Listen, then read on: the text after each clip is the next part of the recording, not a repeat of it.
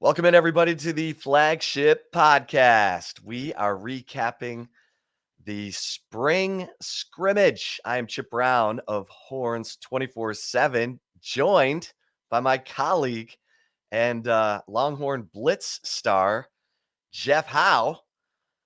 Jeff, man, thanks for coming on the Flagship, my brother. First off, Rod Babers is the star of Longhorn Blitz, so I'm just Well, you're merely along co-stars. for the ride. No, it's good to be with you, Chip. We were sitting next to each other in the press box during the 100 play spring scrimmage, glorified practice, whatever we're calling, whatever it was that we saw Saturday night, and I know we've got a lot to get to and not a lot of time to get to it, so let's go ahead and dig in. Yeah, I mean, obviously, if we're gonna start off with the headliner, everybody wants to talk about the quarterbacks in this For spring sure, yeah. scrimmage. And Hudson Card came out, got the first reps with the first team, but Quinn Ewers got plenty of reps with the first team. We saw 11 on 11. We saw 2-minute drill. We saw red zone work. And Jeff, you see the good stuff. You see the arm talent from both of these guys. They can make all the throws, Yep. but then you see the not so wow moments. Hudson Card taking an intentional grounding, penalty in the red area work. Quinn Ewers throwing an interception to Anthony Cook. Give me your thoughts on what you saw from the quarterbacks. Yeah, I'll start with this. I think anybody that, if you watched it in the stands, if you watched it on LHN, I don't know how much you saw because I still haven't gone back and watched the TV copy. And at this point, based on the feedback we got on the flagship message board, I don't know what that TV copy is going to show. So that'll be interesting. But if you were in the stands, LHN didn't have a good night. no. If you were in the stands, that was pretty much, if you put yourself inside like one of the weekend close scrimmages during spring practice or during fall camp, that's pretty much what you got on Saturday.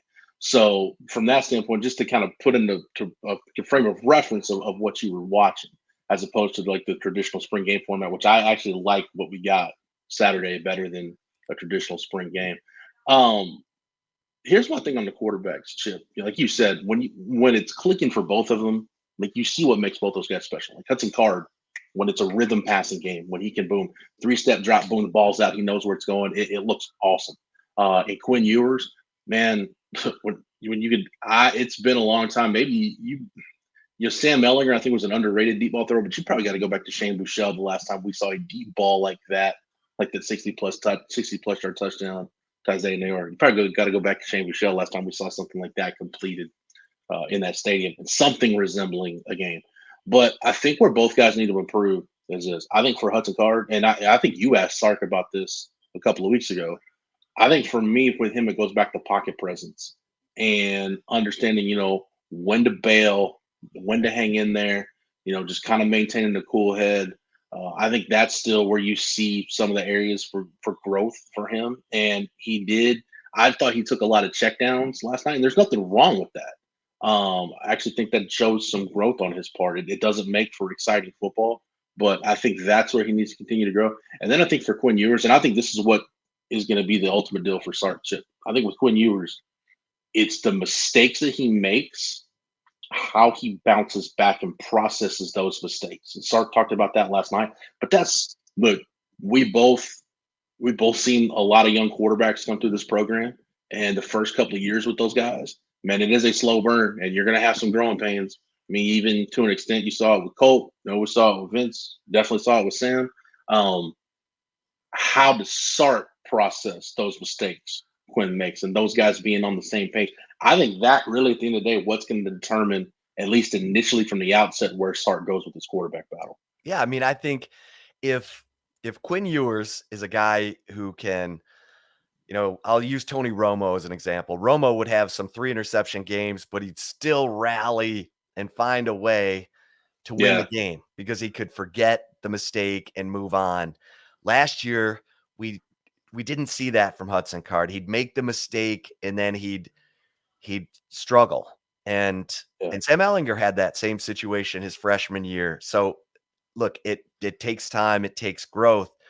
But if Quinn Ewers is the number one rated quarterback, number one rated prospect in the 2021 recruiting class, maybe he has that etch a sketch memory where he can make that mistake like he did last night, where he throws that, forces a ball into traffic, gets intercepted by Anthony Cook, but then comes right back and throws that 25-yard dart to Xavier Worthy in the red Yeah. area work for the touchdown, and he can just shake it off and keep going.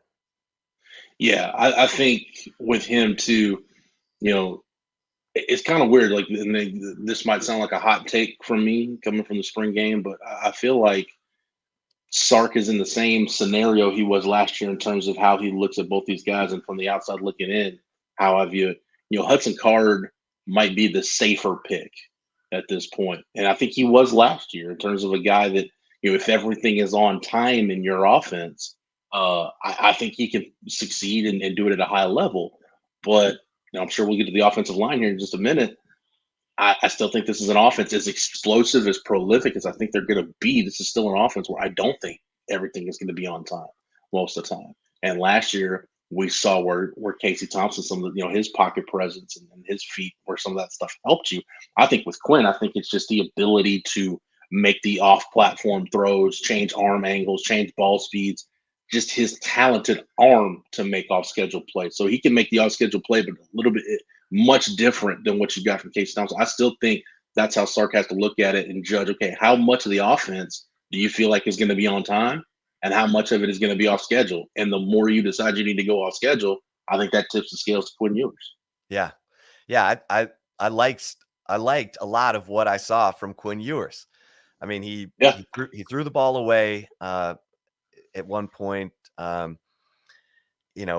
when he should have, and then he had pressure coming on him from Ovia Gofu, and he kind of uses that little 3-quarter, slot to throw it to Jatavian Sanders, and the team, moved, and then he got his chance in the 2-minute drill, and it was a 3 and out. So it's up and down, and this thing's going to go long into fall camp. So nothing For was sure. Yeah. decided in this spring game, but you saw that Hudson Card's probably, like you said, the safer pick right now. He's a little better managing the game and taking care of the football. But man, you saw that upside of Quinn Ewers. And let's get to the offensive line, Jeff, because I see some of these preseason polls saying Texas is, number 6. And I'm looking at that offensive line going, who's going to be playing on this offensive line? I mean, the attaboys that have been handed out during spring have gone, Jake Majors and Junior Angalau have been probably the steadiest of the offensive linemen. And then the attaboys have been handed out to Hayden Connor and to true freshman, early enrollee freshman Cole Hudson. That's pretty much it, Jeff. And we got 6 offensive linemen coming in, including 2 5-stars and Devin Campbell and Kelvin Banks. I think Longhorn Nation is hoping that one or both of those guys are freaks and can start as freshmen, but that's a lot of unknown at a critical position, isn't it? I don't know where you were. I like what I saw from Cole Hudson last night. Yeah, I That's did the too. first time. Yeah, that's the first time we really got a chance this spring to take a look at him, because kind of peek behind the curtain, Chip. When we go out to practice, we get pretty much when they start doing routes on air, that's pretty much the point where we get kicked out of practice when our viewing window ends. So we Yeah, we get don't get to see the big boys go up against each other. yeah, so it's a lot of individual stuff, and you can look physically, he looks like he belongs, and that's about all you can take from it. But the last night was the first real look we got at him, and I just like a young guy that has some fight to him and is willing to get in there and duke it out in the trenches, and a guy that you don't have to work. It's that old deal, Chip. You'd rather grab the leash and pull it back a little bit to rein him in than have to kick him in the backside to get him going. I think that's Cole Hudson. I think they might have to reel him in a little bit rather than kick him in the backside to get him motivated. So I like what I saw from him. The problem with the offensive line is depth. I actually think, and I don't know, maybe this is just me feeling good about everything around that offensive line. I think they can get that group to the point where they're passable. Yeah. Where they're not just a complete detriment. with the first five. Once you get beyond that, though, that's where if I'm Kyle Flood, I'm probably telling throw Cole Hudson in that mix too. I'm probably telling another three or four of those guys, hey, get ready to come in and play because you're going to have an opportunity to crack this two deep. I mean, that's DJ Campbell, Kelvin Banks, Nato Meazulu. Like those are the three that jump out. You're probably going to see four, maybe even five true freshmen in this two deep when that two deep comes out the week of the Louisiana Monroe game. That's just the reality of the situation where they are right now. And you mentioned the Quinn Ewers 2-minute drill, how it was a 3 and out. What was around him on that 2-minute drill? He was Right. playing behind the number 2 offensive line, and Moro Ojimo blew by everybody, got a sack, and just destroyed that drive. So the offensive line, I'm not by no means do I think it's fixed. By no means do I think it can just suddenly be, hey, it's one of the better offensive lines in the Big 12. Like I said, I think with that first five it's passable, but now you get in a situation where, man, if you have an injury to one of those guys, what's the best bad idea you've got? Do you take one of those backups and put them in? Do you roll a true freshman in there? Because at that point, Chip, none of the ideas, if you're Kyle Flood, none of the ideas, none of the plans you have are good at that point or ideal at that point. Yeah. And look, there were times last year where I felt like, okay, it's time to, roll the quarterback, move the pocket to try to, you know, hide some of the deficiencies in the offensive line. And Yeah. that's not really how Sark works, but he might have to. I mean, he's got too much skill talent. And that's the thing. I mean, everyone's seduced by the high, quarterback ceilings of Hudson Card and Quinn Ewers, but Bijan Robinson and you got Jordan Whittington and Xavier Worthy returning. Now you throw in Isaiah Nair and you're bringing in Ajayi Hall and you got Jalil Billingsley who can catch. We don't know if he can block as a tight end, but you got all the skill talent and that's where people are like, "Oh man, Texas." But as we just pointed out, there's still some orange construction cones going on around that offensive line, and we'll see. I mean, Yeah. we'll see because Cole Hudson made a I, lot of progress in 15 practices. Yeah, I'm intrigued by Junior Angulau as a backup center. Like I probably talk about backup center maybe more than anybody should talk about a backup center. But I Yeah, mean, you're you gonna have lose to Derek tell me Kurtz, why because he rolled a couple snaps back there. but you lose Derek Kurtstetter, so now you don't have a backup Right. center, and you're Rafidi Girmay was your number 3, and he's not around anymore either. So I think developing, and who knows, Chip? I mean, Well, maybe Junior. Logan Parr's been, he's been getting Yeah, most of the second team center snaps, and we didn't get to see him really last night. But and Sark always says, I got to have three guys. I got to have three yeah. guys who can snap the football, and I think that's where Junior comes in. But Junior at center might be like the Connor Williams center experiment with the Cowboys, where it's like you try it on and it's like, okay, just go back out and start at left guard, kid. You done good. You gave it the old college try. Um, but the example that I like using, Chip, with the offensive line, and I'm not saying Texas is going to have this offense because the offense I'm about to talk about was one of the best offenses that we've seen in the last 30 years, maybe ever in college football. But think back to that 2019 LSU offense. Like that LSU offensive line was not a great, overpowering offensive line. But what did they do? It was the combination of Joe Burrow and his arm talent and Joe Brady putting cheat codes in that offense and fail safes in that offense. The RPO game, getting the ball out quick, maximizing your weapons on the outside. And yeah, you got Justin Jefferson and Jamar Chase and Terrace Marshall and Thaddeus Moss and Clyde Edwards-Helaire. I mean, how many guys did I just name right there that were rookies of the year or all rookie guys, Pro Bowl guys in the NFL already?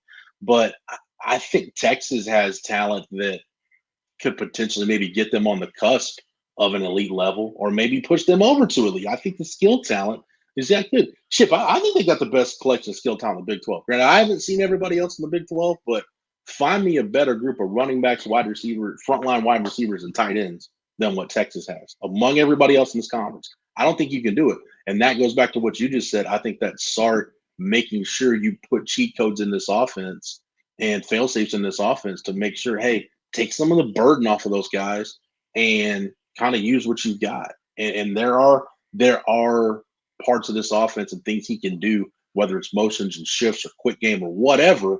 Maximizing your personnel groupings, different things you can do that can take some of the burden off that offensive line. yeah, yeah. And before we move off the offense, you got to give some love to Roshan Johnson, the do-it-all football player on this team, because he delivered a couple of stiff arms to Terrence Brooks and Devon Richardson he's going to be able to look at those guys in the locker room all offseason and be like, don't talk to me. We were talking about we were talking about in the press box. I think if you're a young kid like Terrence Brooks, you might realize, all right, it's a spring game. Maybe you're not going full speed. Well, the guy you're trying to tackle, he doesn't know what half speed is. If he's in pads, it's full speed 100% all the time. So I just feel like Rojo Chip is going to kind of become kind of one of the Fozzie Whitaker kind of cult hero type guy. I think he probably, for a lot of Texas fans, is probably already at that status. But I think by the time he's done with this year, I think he'll firmly be in that category. Yeah, In that group of guys. Guy's a stud. And Isaiah Nayer is all the hype is validated. I mean, this guy's going to help. You saw it on the touchdown pass from Quinn Ewers, and he's a big kid. He's got big range, and that's a big addition for Texas in the receiving corps. Yeah, and real quick on that, Chip, you look at it, go back to 2020 and how much Tom Herman and the offensive staff kind of spread the wealth, right? There wasn't one guy that gobbled up a lot of the targets. And you looked at, Sark coming from Alabama. Obviously, when you got 4 first-round wide receivers on your roster, hey, those guys are going to get the bulk of the targets. But one thing that I was interested to see last year Texas kind of followed the same formula at Alabama in terms of, man, if you're not in that top 4 or 5 group of wide receivers, you're not going to get a lot of opportunities. And I think in 2020, there were 7 wide receivers that had 20-plus targets. That number dropped to 4 last year. And at the bottom of that, you had Xavier Worthy with over 100. And then I think it was Joshua Moore with 45. Jordan Whittington had like 4, low 40s, high 30s. You had Marcus Washington at 30. And then I think the next closest was Kelvontae Dixon in the mid-teens. So if you're not in that top group, there aren't going to be a ton of opportunities for you. So if I'm anybody outside, I think what the spring game confirmed for me, Chip, was Isaiah Nayor he's much closer to Jordan Whittington and Xavier Worthy than he is the rest of the group. And if I'm Marcus Washington, Kelvontae Dixon, Casey Kane, any of those other guys, knowing that Ajay Hall is coming in, and knowing the kind of guys that Brendan Marion wants to bring in, with Brendan Thompson coming to campus this summer, I better get a sense of urgency real quick if I want to have anything resembling a significant role in this offense in 22. Yeah. I mean, okay. So offense, skill, talent, as long as they stay healthy, Texas is looking really, really good. Let's move over to the defense, Jeff, because the defensive line, the tackle position, maybe the deepest position on the team. We thought the defensive line was going to be a strength last year. It didn't work out that way. It wasn't all their fault. There was just a lot of loss of gap integrity on this defense, in part because the linebackers weren't as physical as they needed to be. That's been a big point of emphasis. And I like what I saw from Jalen Ford, David Benda, even DeMarvion Overshawn. He only played 2 series, but he looked more physical to me. I've heard from, team sources that he's had to play more physical because David Benda has been more physical. I mean, I love what I saw from Mo Blackwell at safety. My God, he had 3 lights out hits in this scrimmage, Jeff. I told you this in the press box, and we talked about it on the Blitz. Like, I wonder if this staff looks at Mo Blackwell and says, okay, maybe he didn't put on enough weight to be a linebacker. Is he fast enough to be a safety? And granted, I really like Jahdae Barron at that star position, but do they look at Maurice Blackwell long term and say, you know what, we're going to make him kind of our version of what Jalen Petrie was for Baylor, in terms of we'll just have him be at that nickel position and he can cover guys, he can blitz, he can play deep safety, whatever you need him to do. That Mo Blackwell experiment, other than the development of the young edge guys, is maybe the most intriguing thing for me on this defense in the offseason and going forward. I mean, he didn't just he had the sideline hit on Worthy. Worthy may not have even seen him because there were guys kind of shielding Blackwell's Right. angle.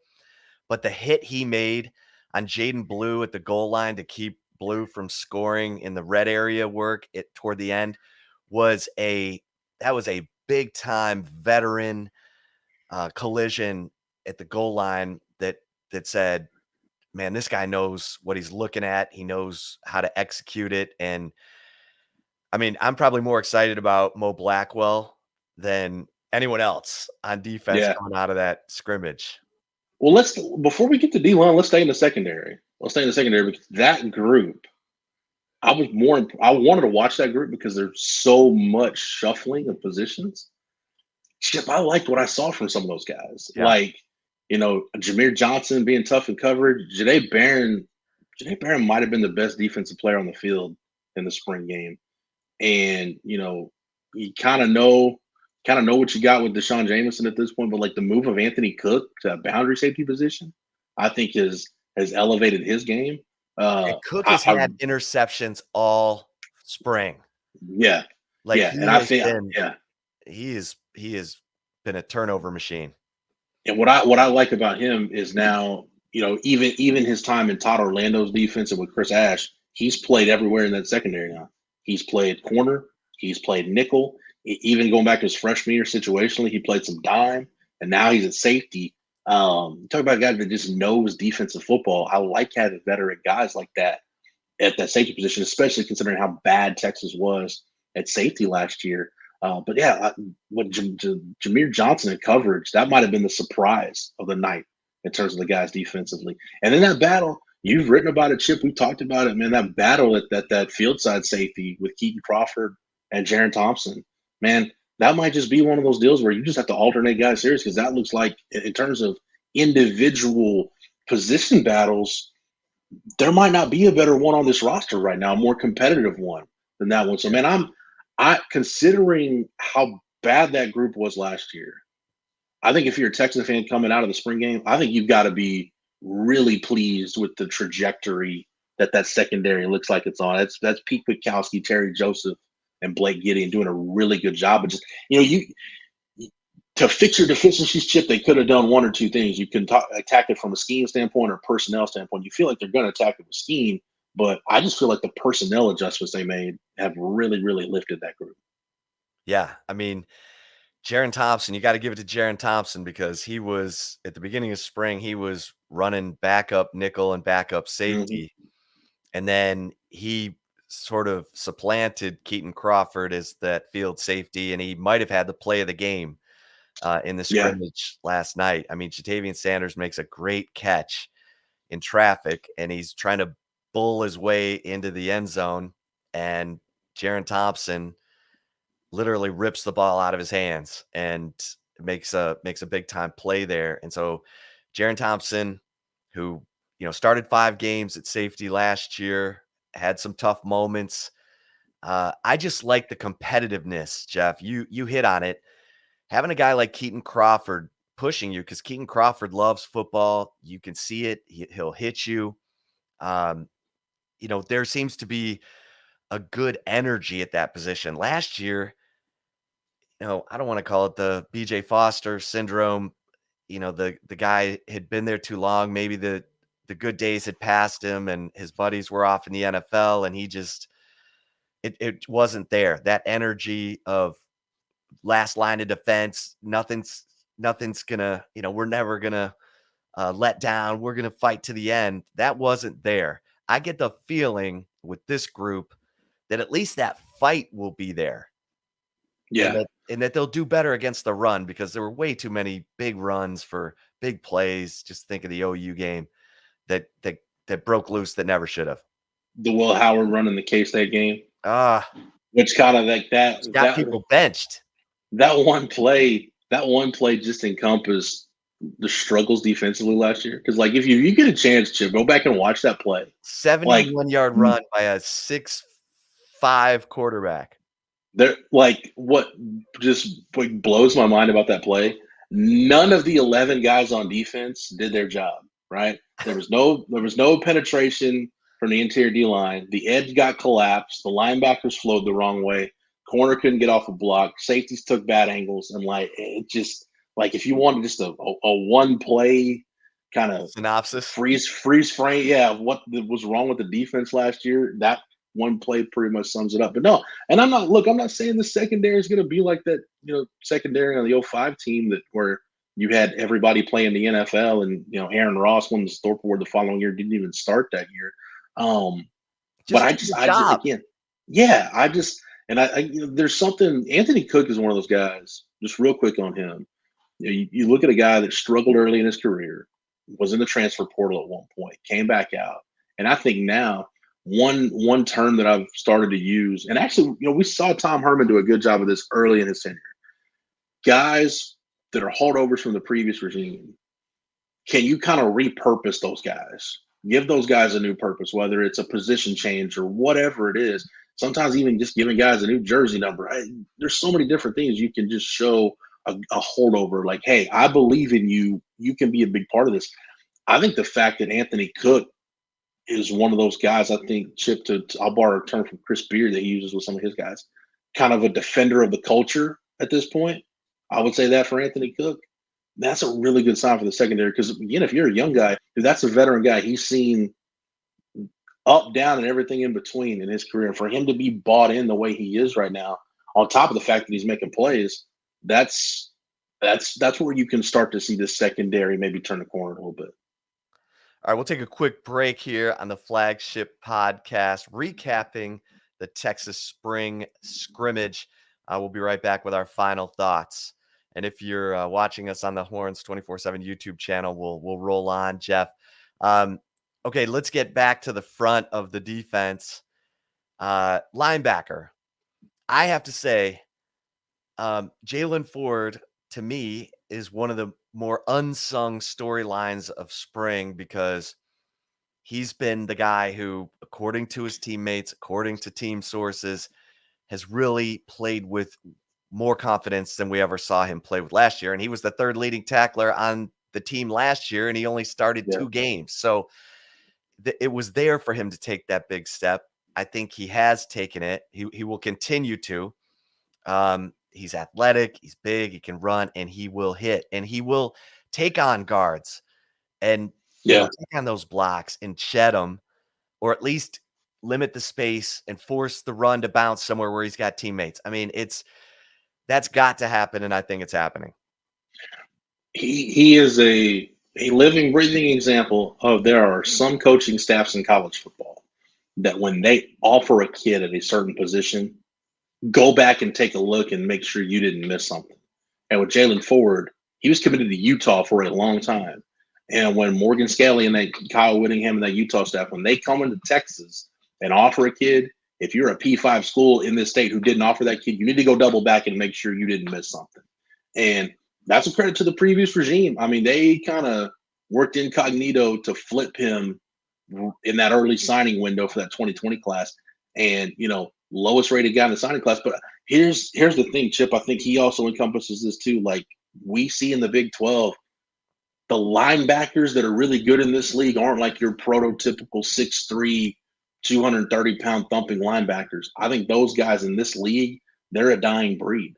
And it's, Malcolm Rodriguez was played like 8-man high school football and was a wrestler. Like Terrell Bernard was committed to Tom Herman at Houston, like a 200-pound high school linebacker, and just going down the list, like Mike Rose and all the guys that have been good in this league. Think about when Texas has been good at the linebacker position, like that 2017 defense. What did you have? It wasn't size, but you might have had the fastest linebacker tandem in the country with Malik Jefferson and Gary Johnson. So it's just there's a different breed of linebacker that succeeds in this league. I think Jalen Ford is in that mold. Yeah, and I think with DeMarvion Overshawn and David Benda, again, these guys need to stay healthy, but I think they are going to take an important step this year. I'm going to give them the benefit of the doubt at this point, and they didn't strike a lot of gold in the recruiting class, the 2022 recruiting class at linebacker. So these guys need to be really good. And Devon Richardson is a guy I think who's coming, but still has a ways to go. And then, What I'll say this, Chip, what the offensive line is to the offense, I think that inside linebacker group is to the defense. I think your two frontline guys, I think not only can they be passable, I think those two guys, if they're healthy, I think you can be competent and even better there. But if you got an injury, that position, I still really worry about the depth with that group. yeah, and they're doing some interesting things with Jet Bush. He's playing, inside linebacker in some of their packages, and they like the way he runs and stops the run. So interesting because Jet Bush has been an edge guy, and he still does some edge things, even from that package where he's lined up as an inside linebacker. So they're trying to cobble it together. Obviously, Gary Patterson being on this football staff as a special assistant to Sarkisian has opened some minds about how to use certain players in certain packages.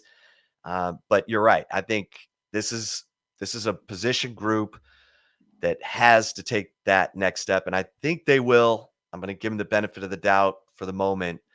But Jeff, when we get up front, it's interesting. Um, Everyone's going to hear from Jackson Jeffcoat on the Flagship podcast on Monday, Nice. and his eye was drawn to Justice Finkley at practice the other day. He said, "I don't know who number 1 is, but that guy looks like he can get after people." And what do you think? It's funny, Chip. Like that's what I love when like former players go to practice or a source goes to practice. That's how you know a guy's playing well. Hey, I don't know. I remember Casey Studdard. It was a 2014 practice. We recorded a podcast with him back in the day. And he's like, man, I don't know who number 33 is, a running back, but that kid can go, man. It was Deontay Foreman as a true freshman. So, that's all. Take that as a good sign. A guy going in just blind, no roster, saying, man, who is that cat right there wearing number whatever? So now Justice Finkley was looked the part Saturday night for sure. Yeah, I mean, he's a thick dude. I mean, he looks like he's been in the program a few years, and Steve Sarkisian singled him out. I mean, when I asked Sark who stepped up on the offensive and defensive lines, Justice Finkley was one of the guys singled out.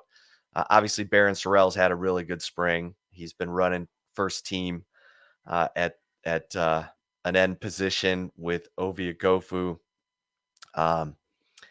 And kind of interesting stuff, Jeff. They had a kind of a 5-man line at times in the spring game. When they would bring Ovia Gofu down from that outside linebacker position to kind of a stand-up end, you'd have Yeah. Barron Sorrell, Tavondre Sweat, Keandre Coburn, Alfred Collins. I mean, Yeah. it's going to be interesting. I mean, there's talent up front, and we just haven't seen it manifested yet. Yeah. And that might have been the most disappointing thing for me last night was that interior D line group. Like I was expecting a little bit more. And maybe that's a me problem, expecting too much in the spring game. The disruption, Chip, like that group is too talented to not be more disruptive. Definitely more disruptive than we saw last year, which was not nearly enough for what that defense needed. Yeah, and that's going to be the big question. Can that group, either by scheme or just using your hands better, for crying out loud, Yeah. to get offensive linemen off of you and get into gaps and really create havoc? We've got to see that this year for this defense, which was terrible last year. I mean, 31 Yeah. per game, 202 What yards rushing, 5.2 yards per carry, Jeff. That's not going to win anything. No, and I'll go a step further. Like the spring game and all of our spring intel at Horns 24/7, everything our sources said, to me, it reinforced the need for O'Shawn Mathis on this Yeah. defense. Like I culled some PFF data and just crunched some numbers. And Chip, I looked at it. C gap and D gap runs last year. So basically everything and we know how much wide zone teams run in the Big 12. C gap and D gap runs and jet sweeps last year. Texas faced 195 of them, gave up 6.9 yards a carry, almost 7 yards a carry on C gap, D gap runs, and jet sweeps. of the 68 10-plus yard runs you gave up last year, 40 of them were from the C gap out. And of the rushing touchdowns you gave up, 21, 16 of them were from the C gap out. So you did not do a good job of setting the edge at all. And we know, like, PK tried some different things last year. They tried, remember, kind of like that look we saw last night. Like, you tried sometimes where you ran some base 40 personnel with 3 true linebackers on the field. You tried Alfred Collins at one of those edge positions. You tried to do some different things, and it's like nothing he did work. But the O'Shawn Mathis deal, that just reinforces Chip. They just need more guys up front that, you know, last minute of a game, critical third down. Can a guy just go win a one-on-one battle and disrupt the quarterback? That's what they need more of. And O'Shawn Mathis has proven in this league he can do that. I like the potential. Justice Finkley and Barron Sorrell have to be those guys. But at the end of the day, you're still talking about a redshirt freshman and a guy that got here in January. So if you can get O'Shawn Mathis in here as a buffer to get before you throw those young guys into the fire. I'll tell you what, man, David Albiar is a guy that I think flashed a little bit too. So there's some intriguing young guys in that group, but you need a veteran buffer there. Yeah. That was it Albiara who got into the backfield and stuffed that 2-point conversion or whatever that thing was. He also got in and had that when Charles Wright and Jaden Hullaby had that mishap at the mesh point. He was right there and pounced on that fumble too. Yeah. Got him a turnover. Yeah. Need more flashes from those young guys, because you got a bunch of guys on that defensive line who could be moving on after this season. I mean, some have to move on. Others, if they have the kind of season they want to have, will be moving on. So that's a position that has underperformed, and it needs to change that if Texas is going to change the way things went in 2021. I'll go positive real quick, Chip, on the D-line. I think you'll agree with me on this. It's going to be very tough to keep Byron Murphy off the field. Yeah. He's the one guy in that group that, again, I think Mike Roach, our recruiting editor at Horns 24/7, hit the nail on the head. He's a Roy Miller starter kit, kind of like Rojo on offense. If Byron Murphy's in full pads, he doesn't know what a half-speed drill is. He's going, to the wall all the time. So I just think that's a guy you've got to find. You got to find a spot for him. Don't care where it is. Right. It's funny. Put him at edge. I don't care. He'll throw a body into somebody at least. Well, it's funny because he's, from a measurable standpoint, he's not exactly what you look for, right? He's 6 feet, he's 290. And then you got Alfred Collins, who's 6'5", 306, and looks like an NFL player. And Murphy's the more productive player. That's the frustrating part, is you're trying to get Alfred Collins to play like, a Bruce Smith or what he looks like. Yeah. Well, while Byron Murphy's just grinding away, making plays and doing exactly what he's supposed to do. And so, that's coaching. That's why Sark makes the big bucks. It's why Bo Davis gets paid well. It's why Pete Kwiatkowski. It's why you bring in Gary Patterson. So I'm expecting so much more from the defensive front this year than what we saw last year. And we saw some flashes of that. By default, Chip, it almost has to be better, right? Gosh. It can't be worse. I I guess it could, but that 71-yard Will Howard run against K-State. Just okay, we'll move on from that. We won't belabor that. All right, so Jeff, on special teams, Isaac Pearson, all accounts, has punted well in the spring. Looks like that position is going to be okay. Field goal kicking, Bert Auburn from the left hash from 44 yards, missed by about an ocean. So, Will Stone, come on down. Yeah, the one, you're going to have an inexperienced kicker, an inexperienced punter, regardless of how you slice it. I think the one kind of calming influence on that group, though, could be, can Zach Edwards at least get you in the realm, get you in the ballpark of where Justin Motter had you? Because, like, in his 4 years, Chip, did we ever, think about, Charlie Strong's last year, Tom Herman's first year, PAT field goal snaps, the whole deal, it was a week-to-week proposition.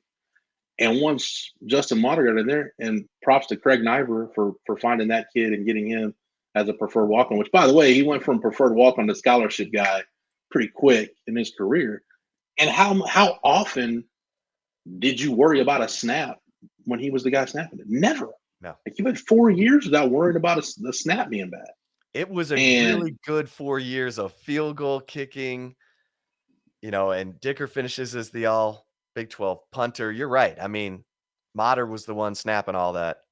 yeah, so that, to me, Zach Edwards is the guy that if he's right, it can really let those guys settle. And I talked to Cameron Dicker at his pro day about Mater, and one of the things he said, he's like, I knew he was good. He's like, but Dickerson, when he started punting, he's like, I didn't know how good he was and how much, everybody took him for granted when Dicker started punting and saw just how perfect everything was. Like, boom, boom, boom, just one perfect punt snap after another. Yeah. So that's Zach Edwards to me is the guy, Chip, that has to be right. Yeah. Yeah. And look, you cringe at the idea of a freshman field goal kicker, but Cameron Dicker came in and never missed a beat from his freshman year to his senior year. 3 game winners, including that 40-yarder against OU as a freshman back in 2018. So who knows? We'll see. Dusty Mangum was one of those guys. Dusty Mangum. And it's funny because a team source said to me this week that the field goal kicking will probably be more, it'll resemble the David Pino, Dusty Mangum years as opposed to the, Justin Tucker, Phil Dawson years, but Cameron Dicker years. But who knows? Who knows? Will Stone will determine that starting in June. All right, so Jeff, as we put a little exclamation point on this spring scrimmage, any final thoughts that come to mind? I just think this offense has the potential to be elite. I mean, it almost doesn't matter for me who the quarterback is. I do think there's more upside with this group with Quinn Ewers pulling the trigger, but there's so much elite talent. And it was good to see Isaiah Nayor show out. It was good to see what little we saw from Jatavian Sanders. Jalil Billingsley is a proven commodity at this level. The new weapons on this offense combined with the guys returning, a healthy Jordan Whittington ship. Like, we didn't even talk about that, how much of an impact he made. And I think it feels like he's the security blanket for Hudson Card when Hudson's the guy behind center. I just think there's so much elite at the skill positions that I think this is an offense that you can lead the Big 12 scoring yards per play, whatever metric you want to look at.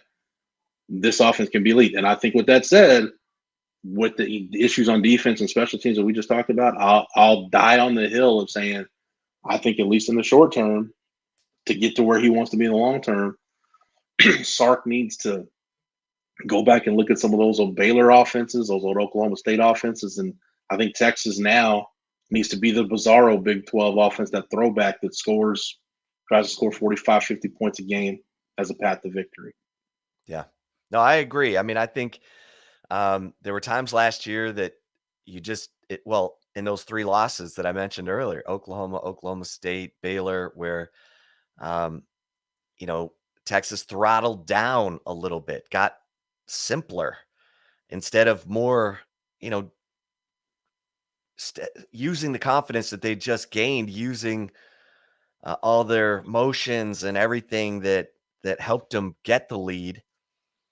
Yeah, It's throttling ditching, down, throttle more.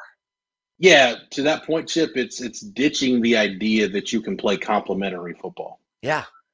Last year, you were never going to get to that point. And I'm not saying if Sark would have just, gone all in, just pushed all his chips to the middle of the table on the offense, that they would have been a 10-win team, but they would have been better than 5-7.